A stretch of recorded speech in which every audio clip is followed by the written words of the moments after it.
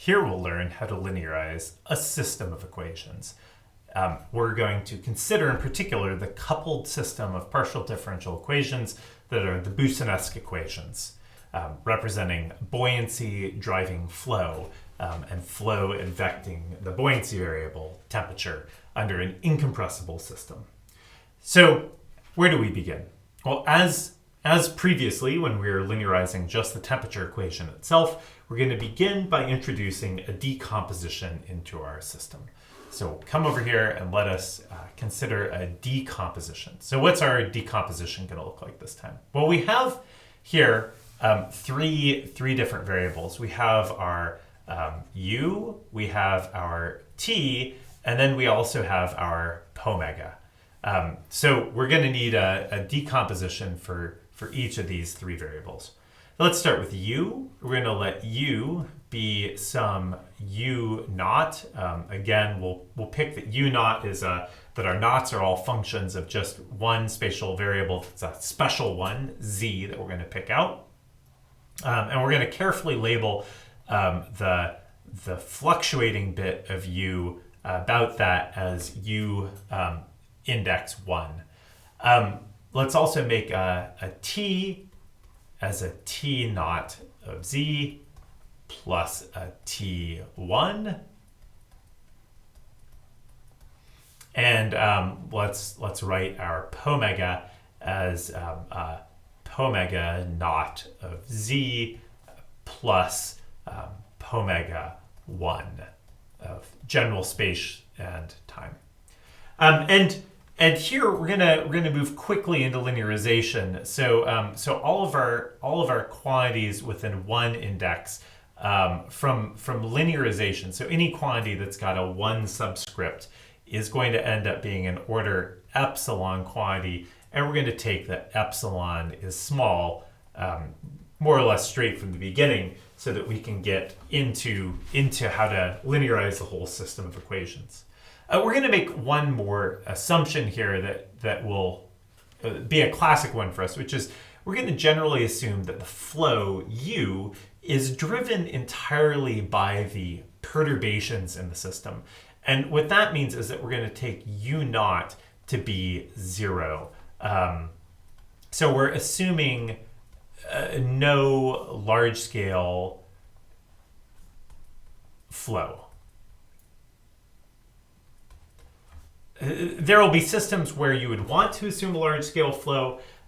Maybe you're in a wind and considering waves and perturbations in a wind or in a current or in a stream.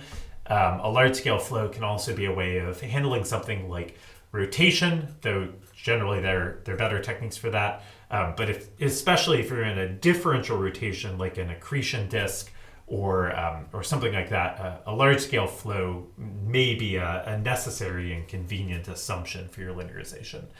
Here, we're going to assume that there is no large-scale flow. So we're gonna take that u is just u1. We'll retain the 1 subscript to help remind us that u is a fluctuating quantity. So looking at our system of equations up here, let's start writing down our order equations. We're going to start with the order 1 equation and then go to our order epsilon equation. So under our system with no u. So let's start with our order 1 balance equations. Our order 1 balance equations, we're going to have a gradient of omega, and we're going to have our buoyancy term in the system, alpha g z hat times t naught. Let me actually let's keep our vector on the outside because these are all just numbers in this system. Alpha g t naught in the z hat direction minus grad omega is equal to 0. And then we have our thermal equation, and that is just simply that chi del squared t naught is equal to 0. And this is a statement of hydrostatic equilibrium and of thermal equilibrium in this system. it's a balance between the gravity force on T naught balancing against the reduced pressure, grad pomega. And since there are no source terms or other things in the temperature equation, there's just a Laplacian of T naught is equal to 0, which again will give us a linear profile. If we had some sort of heating function or source function, that would show up here in this order 1 balance, and it would change the shape of T naught if we had some Q, some heating function here or something like that. That would arrive in this sort of form, and that would just act to change the shape of T naught. Here, however, we're going to just consider the simple case where there's no internal heating or anything like that. All right, so there's our order 1 balance equations. These would give us the profiles of T naught, the shape of T naught, and of grad pomega naught. Grad pomega naught drops out of this particular system of equations, so it's only the shape of T naught that would affect anything. Let's now write our order epsilon equations. Our order epsilon equations, we're going to have a momentum equation, a temperature equation, and also our continuity equation. So let's write our order epsilon equations here. We'll start with the momentum equation. We have a d by dt of u, our fluctuating u1. We're going to have a gradient of fluctuating pressure, grad pomega 1. We're going to have the buoyancy term, which is going to get a minus sign as we bring it from the right-hand side to the left-hand side, minus alpha g T1 in the vertical z-hat direction. And then we have a diffusion coefficient, the viscosity nu, on U1. Okay. Our temperature equation looks like this. D by dt of T1 plus advection U1 of the background T naught from the hydrostatic and thermal equilibrium, and then minus chi del squared T1, quantity equals to 0.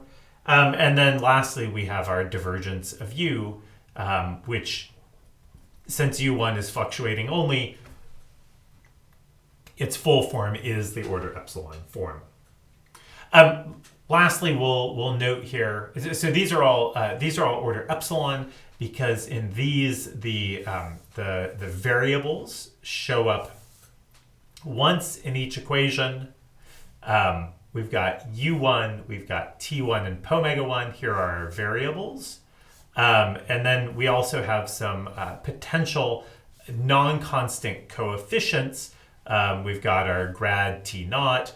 Our diffusion coefficients could potentially be a non-constant coefficient. And, maybe either our thermal expansion coefficient alpha or the gravity g, those might have some shape to them too. This is how the non-constant coefficients would enter into our system of equations if we had them.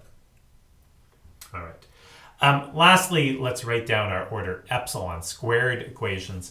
Our order epsilon squared terms, they look like this. They're the nonlinear terms. U dot grad u. This is an order epsilon squared term, and so is u dot grad t1. This is an order epsilon squared term.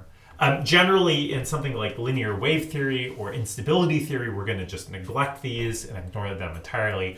They become quite important if physics causes amplitudes to grow, such that epsilon is no longer much less than 1.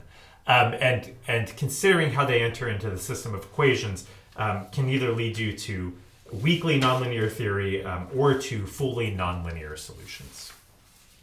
We're going to stick for now to our linear system of order epsilon equations. And I want to rewrite these again, and I want to write them in a very special form to suggest to you the next steps that we'll need to take in terms of analyzing and understanding this system. And that's to take advantage of linear algebra and the properties of linear systems of equations. So let's write down our linear perturbation equations in a special form.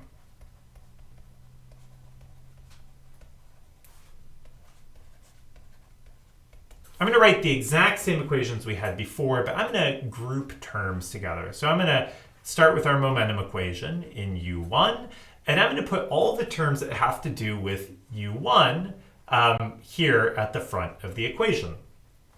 And then I'm going to write my terms that have to do with T1, alpha g, I'm going to put the z hat here now on the T1, and then our gradient of omega 1.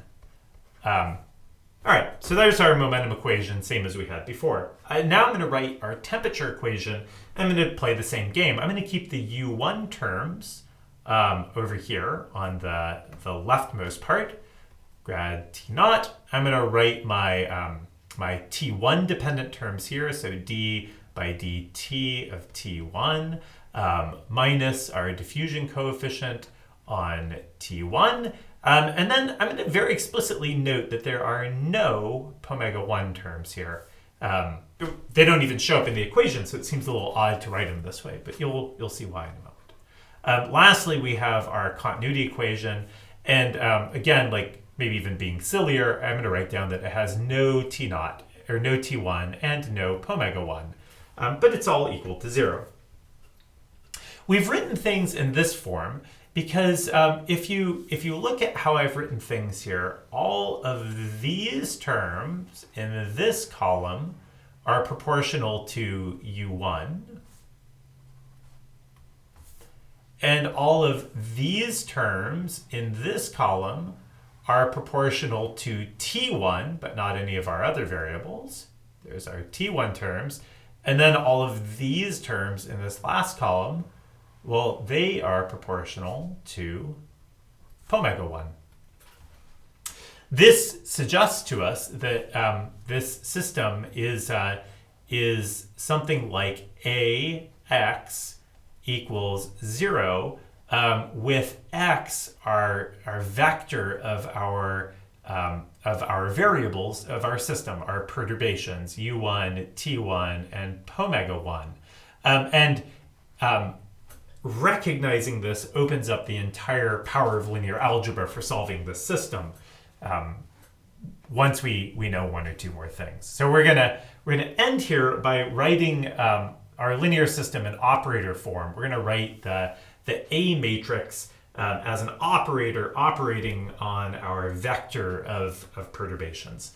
So let's start to write our entries of our A matrix. So I'm gonna write it in operator form, and what that really means is I'm gonna just pull out the variables, and I'm gonna assume that all of these do the sensible thing when they hit our variables from the left-hand side when I contract my A matrix that I'm about to define with our variables. So here's the bits of the U dependence. So I'm going to write the d by dt in the Laplacian. I'm going to write my temperature bit here, minus alpha g z hat, and then I'm going to write my my gradient of omega, and I'm only writing the operators. I'm just writing the operators. I'm not writing the variables themselves because I'm writing the actual A matrix here.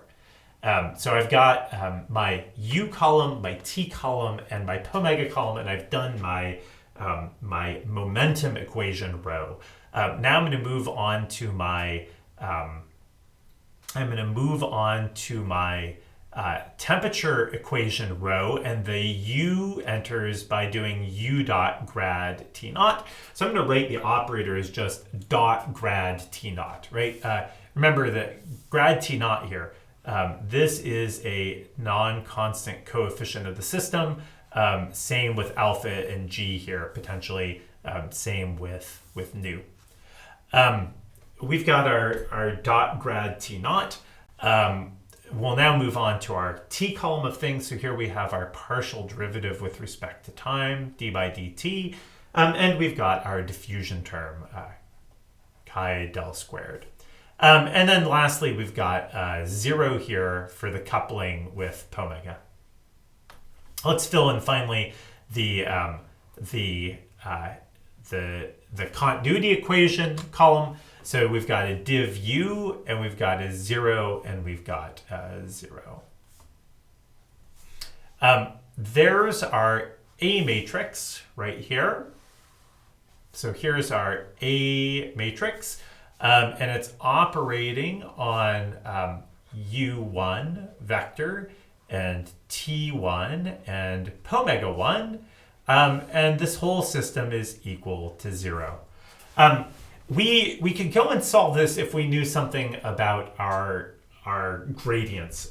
We have to do something to turn our calculus into algebra to be able to actually use linear algebra to solve this.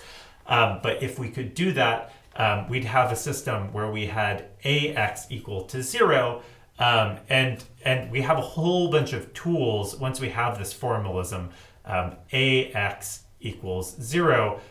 We have a bunch of tools from linear algebra that let us solve this system to say whether there are a single unique solution or an infinity of solutions.